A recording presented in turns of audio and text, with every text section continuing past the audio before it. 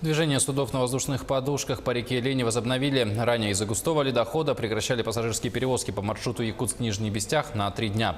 За это время накопилось много желающих переправиться на другой берег. В связи с интенсивным прохождением ледохода в районе Якутска с сегодняшнего дня пассажирские перевозки возобновляют рейсы в прежнем режиме работы. Тариф составляет 2000 рублей. Далее цена будет снижаться. В настоящее время задействовано 20 судов. Однако спасатели рекомендуют на время сложной ситуации в районах республики воздержаться от поездок на другой берег до основной фазы ледохода, так как это очень рискованно и опасно для жизни и здоровья. Заторы большие были, ледоход густой шел. И вот это аэроботы у нас ходили помаленьку, но потом уже